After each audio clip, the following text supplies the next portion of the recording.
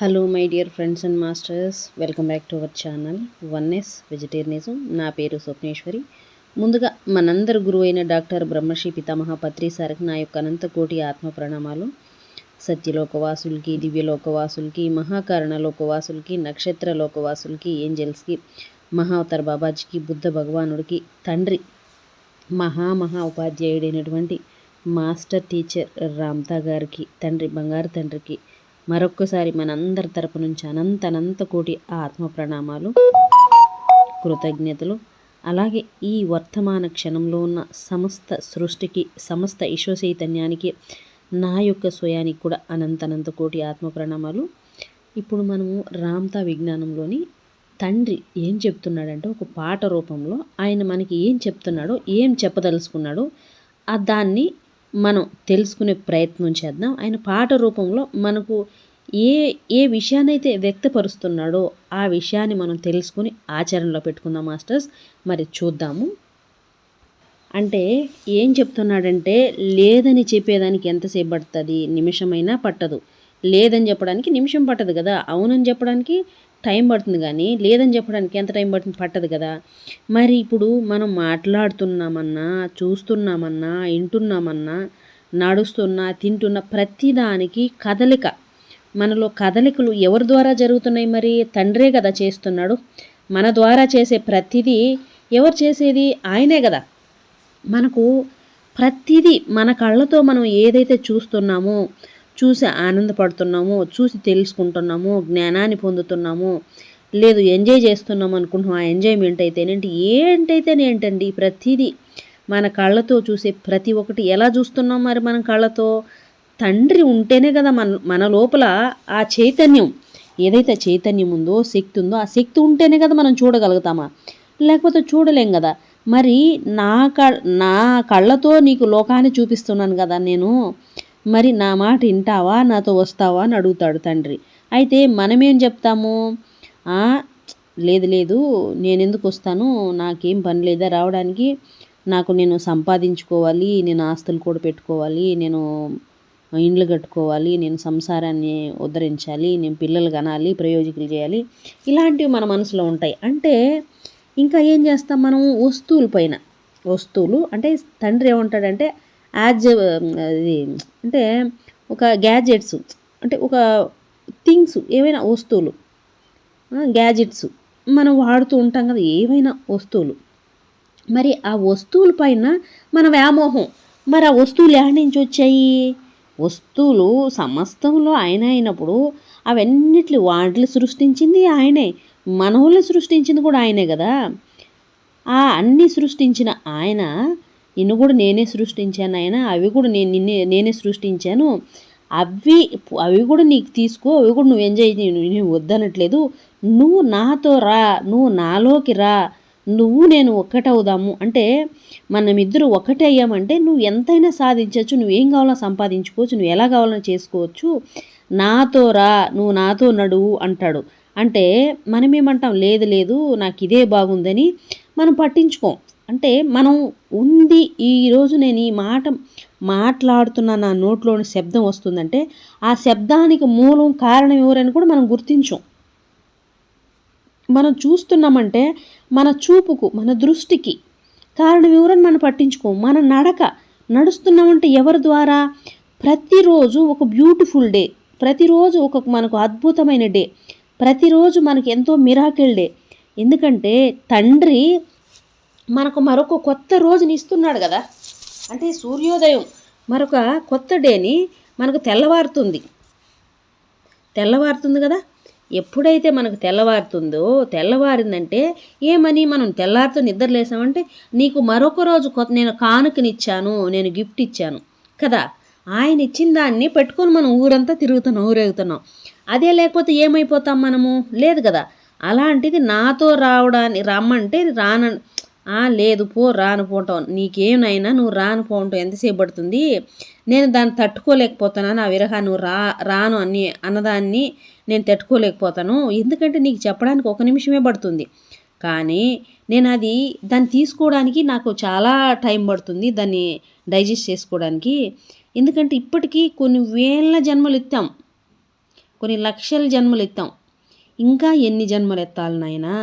నువ్వు కాదు లేదని ఈ జన్మ కూడా ఇట్లా వృధా చేసుకున్నావంటే మళ్ళీ నాకు ఇంకొక జన్మ పడుతుంది, మళ్ళీ నేను ఇంకొక జన్మ తీసుకోవాల్సి వస్తుంది, నీతో నేను ఇంకొక జన్మ తీసుకొని మళ్ళీ నేను నీతో నడవాల్సి వస్తుంది కదా అని చెప్పి తండ్రి బాధ. అది చూద్దాం. I love object, I am the object. అంటే మనం ఆబ్జెక్ట్స్ అంటే ఒక వస్తువులు, వాటినే ఇష్టపడుతున్నాం, వాటితోనే జీవిస్తున్నాం. కానీ వాటికి అన్నిటికీ మూలం ఏంది ఏదైతే ఉందో దానికాడికి మాత్రం మనం పోవట్లేదు. అది తండ్రి ఆ విరహ వేదన, ఆ విరహం అనేది, విరహం అంటే చూడండి మళ్ళీ వేరేలాగా చూడకండి మాస్టర్స్. విరహం అంటే ఏదో ఒక స్త్రీ పురుషుల మధ్య ఉన్న రిలేషను ఇంకా వేరే అనుకో. విరహం అంటే తండ్రికి బిడ్డక మధ్యలో ఉన్న విరహం, తల్లి బిడ్డక మధ్యలో ఉన్న విరహం. అంటే ఒక తల్లి ఒక బిడ్డ గురించి ఎంత తల్లడిల్లుతుందండి. ఒక తల్లి బిడ్డ గురించి ఎంత తల్లడిల్లుతుంది, ఎంత ప్రేమిస్తుంది తల్లి కండిషన్తో ప్రేమిస్తుందా? లేదు కదా. తల్లి వాడు ఏమన్నా చేయని, ఎలాగన్నా చేయని, ఎలాగున్నా ఉన్ని, నా బిడ్డ బాగుండాలి అని చూస్తుంది తల్లి.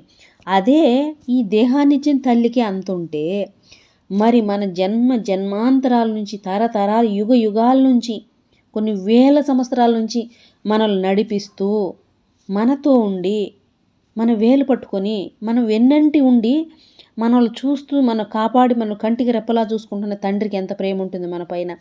అది తండ్రి ఇక్కడ చెప్తున్నాడు మనకు. ఆయన ప్రేమని మనకు పంచుతూనే ఉన్నాడు. అంటే ఏది ప్రేమ అంటారు? ఇప్పుడు మనం మాట్లాడేది ప్రేమ కాదా? మనం తినేది ప్రేమ కాదా? మనం చూసేది, నడిచేది, మన జీవితం, మన బ్రతికే తండ్రి పెట్టిన భిక్ష కదా. మరి ఇది ప్రేమ కాదా? ఆయనేం అడుక్కోవట్లే. ఎందుకంటే ఆయన అడుక్కోవాల్సిన అవసరం ఆయనకేం లేదు. ఆ దైవము, అనంతత్వము, ఆ చైతన్యం ఎప్పుడు అడుక్కోదు, ఇచ్చేదానికి. ఇప్పుడు తన దగ్గర లేకపోతే అడగాలి, తన దగ్గర అనంతం ఉంది, ఇస్తూనే ఉంటుంది, తీసుకునేది కాదు. కానీ అయినప్పటికీ ఎందుకు చెప్తుందంటే నీ బాగుగోరు చెప్తుంది. ఎన్నో జన్మలు ఎత్తావు నాయనా, మళ్ళీ నువ్వు కాదు లేదని ఇట్లే ఈ మాయలో పడిపోయినావంటే మళ్ళీ ఇంకా జన్మ తీసుకోవాలి, ఇంకొక జన్మ ఎత్తాలి, మళ్ళీ నేను నీతో రావాలి కదా అని చెప్పి తండ్రి వేదన. ఆయన ఎందుకు చెప్తున్నాడు? నువ్వు ఒక్కటే, వేరు కాదు, అవన్నీ దానికి అన్నిటికీ కారణం నేనే అని నువ్వు అర్థం చేసుకుని నువ్వు నాతో వచ్చావంటే, మనమిద్దరు కలిసామంటే, నువ్వు నాతో కలిస్తే నువ్వు ఎంతో సాధించవచ్చు. నువ్వు ఏది సాధించాలనుకున్నావు నువ్వు అదంతా సాధించవచ్చు, పొందొచ్చు. ఆ పొందినప్పుడు నీకు ఇది ఏమీ అవసరం పడదు. ఎందుకంటే ఇంకా మళ్ళీ జన్మ ఎత్తాలి కదా. లేదంటే ఇప్పుడు దాకా జన్మలు ఎత్తావు, మళ్ళీ నువ్వు జన్మ ఎత్తాల్సి వస్తుంది. ఆ ప్రతి జన్మలో మళ్ళీ నేను నీతో రావాలి కదా అనే ఒక ఉద్దేశంతో తండ్రి అంతలా చెప్తున్నాడు మనకు. అంతే తప్ప వేరే ఇది కాదు, దానికి ఆ మీనింగ్ కాదనమాట. ఏమని చెప్దును నా బాధ, ఎంతని చెప్దును నా బాధ, కాదన్నావంటే మళ్ళీ ఒక జన్మైనా సరిపోదే నో చెలి, నిన్ను విడిచి నేనుండలేను అని ఒక విరహ వేదన. ఓ చెలి అని పాట. అది పాటలో ఎంత అద్భుతంగా పాట రూపంలో తండ్రి తెలియచేస్తాడనమాట. అది ఆ భావము, ఆ భావన, దాంట్లో అర్థము, పరమార్థము మనకు అర్థమైతేనే అది అర్థం చేసుకోగలం. మనం అర్థం చేసుకోవాలి, కానీ అర్థం చేసుకున్నట్టే ఉంటాము. ఎంత అర్థమవుతుందో తెలీదు. మళ్ళీ ఏం చేస్తాము? మళ్ళీ తిరిగి మళ్ళీ వచ్చి ఇక్కడ పడతాం, ఇక్కడ తెటికిలు పడుతూ ఉంటాం. మనం ఆ తెటికిలు పడకుండా దాన్ని అర్థం చేసుకున్నాడు, మన కథ సుగాంతం అవుతుంది. ఆయన ఆత్మ కాబట్టి ఆయనకి మరణం ఉండదు. ఏదైతే శరీరం ఉందో, శరీరము నువ్వు నేను రాను అని నువ్వు ఎప్పుడైతే అన్నావంటే, నువ్వు రాకపోతే, నా మాట వినకపోతే నువ్వు అర్ధాంతరంగా ముగిసిపోతావే, నీ శరీరం నువ్వు చచ్చిపోతావు, ఇక్కడే మట్టిలో కలిసిపోతావు. కానీ నేను ఎంతో ఏరుకోరు నేను తెచ్చుకుని నేను మట్టిలో కలపడానికి కాదు, నువ్వు నాతో వచ్చేసి మొత్తం అజ్ఞానాన్ని ఇంత తెలుసుకొని నిన్ను నువ్వు సుగమం చేసుకొని నీ జీవితంలో నువ్వు ఆనందాన్ని అనుభూతి చెందుదువు, ఆనందాన్ని పొందుదువు. నవయుగ దర్శనం ఏంటి? నవయుగ దర్శనం విశ్వమంతా, ఈ సృష్టి మొత్తము ఆ తండ్రి కళ్ళతో మనకు చూపిస్తాడు. దాన్ని ఆయన చెప్తున్నాడు అనమాట. ఆయనకేం బాధ లేదు, ఆయన వదిలి వెళ్ళడానికి ఏం ఇబ్బంది లేదు. ఆయన వదిలేడనుకో, ఆయన వదిలి మనం వెళ్ళిపోయినాడంటే ఆ రోజే మనకేమవుతుంది? మరణం. మరి వదిలి వెళ్ళిపోవడం అంటే ఏంది? అంతే కదా, లోపల ఉన్న ఆ చైతన్యం ఆత్మ వెళ్ళిపోతే చచ్చిపోయినావంటాం, అంతే కదా. ఈ లోకము చావు అంటారు, దానే చావు అంటారు. ఆయనకి పోయేదేమిలా, ఆయన వదిలి వెళ్ళిపోగలడు, కానీ మళ్ళీ జన్మ తీసుకోవాలి కదా, మళ్ళీ జన్మెత్తాలి కదా, దాన్నే మరణం అంటుంది ఈ లోకము. అది తండ్రి చెప్తున్నది. ఇంతలా చెప్తున్నాడంటే తండ్రి మన కోసమే చెప్తున్నాడు. అట్లా అవును, అయినప్పటికీ పోయినావు, పోతే ఏం చేస్తావు? మళ్ళీ వస్తావు. నేను మళ్ళీ చెప్తాను నీకు, ఇదే ఇప్పుడు చెప్పిందే చెప్తాను. నువ్వు నాతో రా, నన్ను అర్థం చేసుకో, నన్ను ప్రేమించు, నా అడుగులో అడుగేసి నువ్వు నడువు అని చెప్తా. కానీ నువ్వు వినకపోగా ఏమవుతుంది? మళ్ళీ శరీరం వదులుతావు. శరీరం వదిలితే మళ్ళీ ఏమవుతుంది? మళ్ళీ ఒక జన్మైనా సరిపోదే నాకు, నాకు ఒక జన్మైనే సరిపోదే నాకు ఓ చెలి అని చెప్తున్నాడు తండ్రి. విరహ వేదన, ఈ విరహ వేదన నేను తట్టుకోలేకపోతున్నానే ఓ చెలి, రావే చెలి, నా ప్రియమైన నా చెలి, నా అడుగులో అడుగువై రావే చెలి అని చెప్తున్నాడు. అంటే ఎందుకు విరహము?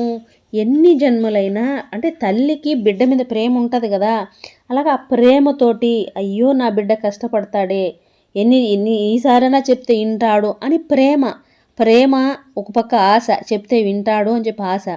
అందుకని ఆయనదేం పోదు, పోయేది ఎవరు? నష్టపోయేది ఎవరు? మనమే కదా. అట్లా ఒక జన్మైనా సరిపోదే, నాకు మళ్ళీ జన్మ తీసుకోవాల్సి వస్తుంది అని తండ్రి చెప్పేది అది. గంధపు గాలిని తలుపులాపటము ఇది న్యాయమా ఓ చెలి, ఇది న్యాయమా ఓ చెలి. అంటే గంధపు గాలి అంటే గంధము అనేది ఒక సుగంధం కదా, ఆ సుగంధంతో పోలుస్తారు. ఆ సుగంధము అదేమవుతుంది? ఆ గంధము అలా గాల్లో కలిసి అంత కలిసిపోతుంది కదా. అలాగా ఆ గంధపు గాలి, ఆ సుగంధాన్ని తలుపులు, అంటే మనం అజ్ఞానం అనే తలుపులతో వినుకుంటా మన మూసి ఉన్న డోర్ అంటే ఏంటి? మన మైండ్, క్లోజ్డ్ మైండ్ అంటాం కదా. తండ్రి చెప్తాడు మై బ్రెయిన్ ఈస్ ఓపెన్ అని, మనకు అఫర్మేషన్. అట్లా దాన్ని క్లోజ్ చేసి ఉంది. ఆ క్లోజ్ చేసి పెట్టి ఆ తలుపులు మూసేసి ఈ సుగంధాన్ని, గంధపు గాలిని ఆస్వాదించకుండా మూచివేయడమేమన్నా న్యాయమా అని. తండ్రికి ఏంటి? ఆకారం లేదు, రూపం లేదు, ఏ గుణం లేదు, ఏ తత్వం లేదు, ఏ ఆకారము లేనివాడు, ఏ రూపము లేనివాడు, నిరాకార స్వరూపుడు, నిర్గుణ స్వరూపుడు. శివోహం నిరాకార స్వరూపం, నిర్గుణ స్వరూపం, పరబ్రహ్మ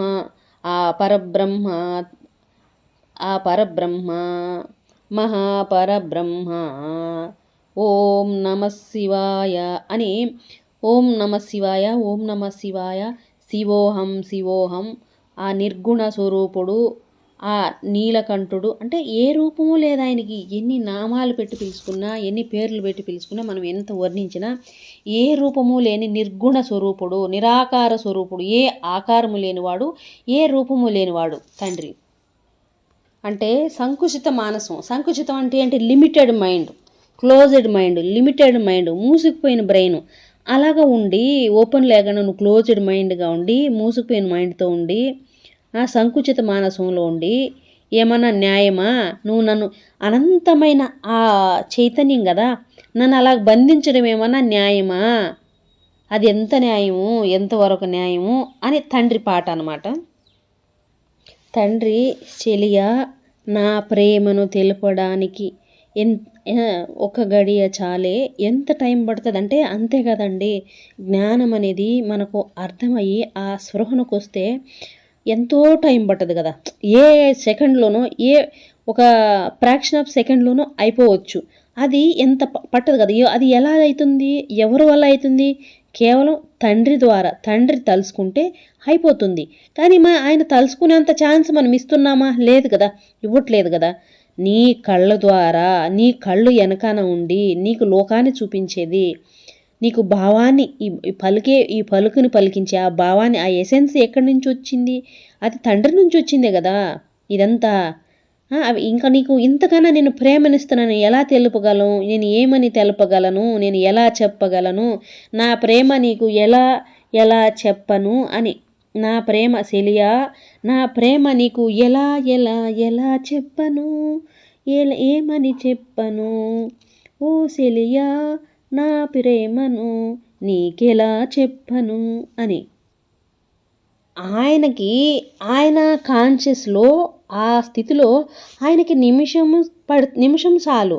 కానీ మన స్థితికి వస్తే, ఒక మానవుడు మనిషి స్థితికి వస్తే ఇక్కడికి ఆయనకి, ఇప్పుడు మనం ఏమనుకుంటాం, ఆయుష్ 100 ఏళ్ళు అనుకుంటాం కదా. మరి 100 ఏళ్ళైనా సరిపోవే, మరి 100 ఏళ్ళైనా కూడా సరిపోవట్లేదే, అప్పటి నుంచి 100 ఏళ్ళ దాకా చెప్తున్నా నువ్వు వినట్లేదే, నా ప్రేమను నీకు అర్థం అవ్వలేదా, నా ప్రేమ నీకు ఎలా చెప్పను ఓ సిలి, ఎలా చెప్పను ఎలా చెప్పను, నా ప్రేమ నీకెలా చెప్పను, ఇంకెలా చెప్పను అంటే ఎలా చెప్తే నీకు అర్థమవుతుంది నా ప్రేమని, నేను ఇంతకన్నా మించి ఏ రకంగా నీకు నేను చెప్పగలను, ఎట్లా నేను వ్యక్తపరచగలను, ఇన్ని రకాలుగా ఇంత అద్భుతంగా నీకు కనపడేలాగా చెప్తున్నాను కదా, నీకు అన్ని రూపాల్లో ప్రతి దాంట్లో వ్యక్తపరుస్తున్నాను కదా, అయినా నువ్వు అర్థం చేసుకోకపోతే ఇంకెప్పటికి అర్థం చేసుకుంటావు, ఈ 100 సంవత్సరాలు కూడా చాలవే అని చెప్తున్నాడు. హృదయం ఒక ఆత్మ అని, నీవే ఒక ప్రతిబింబమని తెలిపేను నేను నీకు ఓ చెలి. అంటే హృదయం అనేది ఒక అద్దము, నువ్వు అనేది అదొక ప్రతిబింబము. నేను హృదయం అనే ఒక అద్దంలో నేను ఒక ప్రతిబింబాన్ని అని చెప్తున్నాడు. అంటే హృదయం అనే అద్దంలో నీ రూపం అనేది ఒక ప్రతిబింబం. ఆ ప్రతిబింబం ఎక్కడి నుంచి వచ్చింది? నేను ఇచ్చాను, నేను రూపుదిద్దాను, నేను రూపుదిద్దుకొని నేను ఒక రూపాన్ని ఇచ్చి నేను ఏరుకొని నేను ఎంచుకొని సెలెక్ట్ చేసుకొని తెచ్చుకున్నాను నిన్ను నేనని తండ్రి చెప్తున్నాడు అనమాట. అంటే మన రూపము ఒక బింబము, హృదయం అనే అద్దంలో నీవు నీ రూపం ఒక బింబమని అని పాట పాడుతున్నాడు తండ్రి. తెలిపేను నీకు నేను సొంతమని, అంటే ఇంత ఇచ్చిన నేను నీ సొంతమని తెలిపాను, ఇన్ని ఇచ్చిన నేను కూడా నీ సొంతమే అని తెలిపాను. కానీ నువ్వు అన్నీ నేను ఇచ్చినవన్నీ మాత్రం తీసుకుంటున్నావు, నన్ను మాత్రం పట్టించుకోవట్లేదు, నన్ను మాత్రం అర్థం చేసుకోవట్లేదు, నా దగ్గరికి మాత్రం రావట్లేదు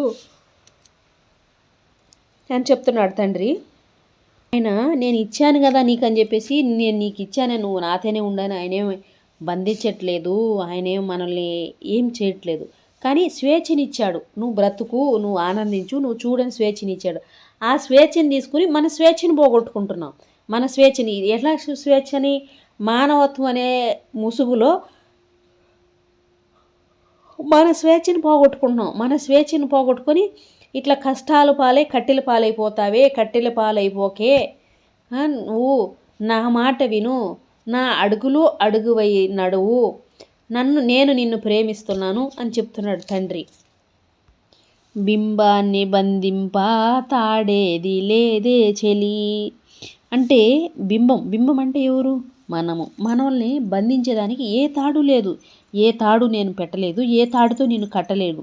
నీకు స్వేచ్ఛనిచ్చా, నీకు ఫ్రీ విల్నిచ్చా, నువ్వు హ్యాపీగా ఉండమని చెప్పి ఏదైతే ఫ్రీ విల్ ఉందో ఆ ఫ్రీ విల్ని కోల్పోతున్నాం, అది చెప్తున్నాడు తండ్రి. అద్దాల ఊయల బింబమూకే చెలి, అంటే అద్దాలని ఊయల్లో ఊగుతున్నావే చెలి నువ్వని. అంటే ఏం ఊగుతున్నాము? కుటుంబము, తల్లి తండ్రి, బంధువులు, ఫ్రెండ్సు, సమాజము, నువ్వు దీంట్లో పడిపోయావు, ఈ మాయలో పడిపోయి ఆ ఊయలకు ఊగుతున్నావు. అసలైన ఊయలు ఏదో ఆ ఊయలను వదిలేసి మిగతా అన్నిట్లో ఎక్కువ ఊగుతున్నావే తప్ప నిజమైన ఊయలేదో అది ఎక్కితే నువ్వు ఎక్కడికి వెళ్తావు, నువ్వు ఏది ఎక్కితే ఇంకెక్కడికి ఎక్కాల్సిన అవసరం లేదు, దాన్ని ఎక్కట్లే, ఆ ఉయ్యాలు ఎక్కట్లేదు, నువ్వు మిగతా అన్ని ఉయ్యాలకు ఊగుతున్నావు అని చెప్తున్నాడు తండ్రి. ఇది తేల్చి చెప్పవే పిల్ల, ఇది కాల్చి చెప్పవే మళ్ళా, జీవితం నీ కనుపాపతో ఇక వెంటాడి వేటాడద్దే ఓ చెలి నా చెలి. ఇలా ఎంతకాలం చెప్పాలి, నేను ఎంత చెప్పినా నీకు అర్థం కావట్లేదే, ఇలా 100 ఏళ్ళు చెప్పినా నువ్వు నాకు అర్థం చేసుకోవట్లేదు, నువ్వు నాకు వినట్లేదు, నువ్వు నాతో రావట్లేదు, మరి నేను ఎలా చెప్పను? నేను సృష్టించుకున్న ఈ దేహాన్ని, నేను తెచ్చుకున్న ఈ శరీరాన్ని నేను ఎంచుకుని ఏరుకోరి ఎంచుకొని తెచ్చుకున్న ఈ దేహాన్ని కట్టెల పాలు చెయ్యకే ఓ చెలి అని తండ్రి చెప్తున్నాడు. చూడండి మన మీద ఎంత ప్రేమ చూడండి తండ్రికి. అన్యాయంగా కట్టెల పాలు చేసి నువ్వు సమాధి పాలైపోకు, అన్యాయంగా చచ్చిపోకు. నీ జీవితం నా కనుపాపలతో నీ జీవితాన్ని దర్శించి నీ జీవితాన్ని నడిపిస్తున్నాను, నీ అలాగ బ్రతుకు అని తండ్రి నీకు జీవితాన్నిచ్చి నీ కనుపాపలతో నీకు జీవితాన్ని చూపించి నిన్ను నడిపించి నీ కళ్ళతో నా చూపునిచ్చి నీ కాళ్ళతో నా చైతన్యాన్ని ఇచ్చి నేను నీకు జీవితాన్ని ఇచ్చి నేను ఇంత చేసి విసిగి వేసారిపోతున్నానే తప్ప నీకు మాత్రం ఏమాత్రం అర్థం కావడం లేదు. ఇంకెప్పుడు అర్థం చేసుకుంటావు? మళ్ళీ ఈ జన్మైనా చాలదే ఓ చెలి అని తండ్రి విరహవేదన. అలా చచ్చిపోవడానికి, నీటిలో పడి చావడానికి, మట్టిలో పడి పోవడానికి, అగ్నిలో పడి కాలడానికి రావలేదు. నువ్వు సమాధుల పాలైపోవడానికి రాలేదు. నువ్వు జీవించి నువ్వు ఆనందించి నాతో నువ్వు నడవడానికి వచ్చావు. ఇంకెంతకాలం వెయిట్ చేయాలి? నువ్వు అలా వెళ్ళడానికన్నా సిద్ధపడుతున్నావుగా. నేను చెప్పిన దాన్ని నువ్వు వినట్లేదే. ఇంక నేను ఎలా చెప్పను ఓ చెలి, నేనిక ఎలా చెప్పను నా చెలి, రాదే చెలి, రావే చెలి, నాతో రావే చెలి, ఇంకెలా చెప్పను ఓ చెలి, రా చెలి, నా చెలి, ఇక రావే చెలి. అంటే మనం ఏమన్నా అడిగితే ఏమంటాము అంటే అవ్వ కావాలా బువ్వ కావాలంటాం కదా.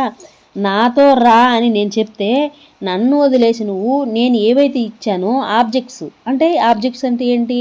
వస్తువులు మాయలో పడి వస్తువుల మాయలో పడి ఇదే ప్రపంచం అనుకొని, ఇదే జీవితం అనుకొని, ఇదే బ్రతుకు అనుకొని, ఈ అర్థము అండ్ ఈ భ్రమ, ఈ మాయ, ఆ మాయలో పడి ఆబ్జెక్టులో పడి కొట్టుకుపోతున్నావే. ఇంకా నన్ను ఎప్పుడు తెలుసుకుని నాతో ఎప్పుడు వస్తావు నువ్వు అని తండ్రి విరహ వేదన. అట్లని ఆయనకేం కాదా లేదా అంటే ఆయనకి ఎంతసేపు పడుతుంది? ఒక్క నిమిషం చాలు వెళ్ళిపోవడానికి. మరి వెళ్ళిపోతాడు. మరి నీ పరిస్థితి ఏంది? వెళ్ళిపోతే నీ పరిస్థితి ఏంది? పోయేది నువ్వే కదా, కట్టెల పాలైపోతావే. అలా అవ్వద్దని నేను చెప్తున్నానే. అయినా 100 ఏళ్ళైనా సరిపోలేదే, ఇంకా నువ్వు ఇలాగే ఉన్నావు. ఆయన ఈ జీవితం అయిపోతుంది, మళ్ళీ ఇంకా జన్మ తీసుకొని రావాలనే, ఇంకొక జన్మ ఎత్తాలా నేను అని తండ్రి అంతలా చెప్తున్నాడు. అంతలా చెప్పినా ఎక్కడెక్కుతుంది? ఎక్కదు కదా. తెల్లారిపోతున్నా విడిపోని రాత్రేది, ఈ వాసనలు వీచేది ఓ చెలి, నా చెలి.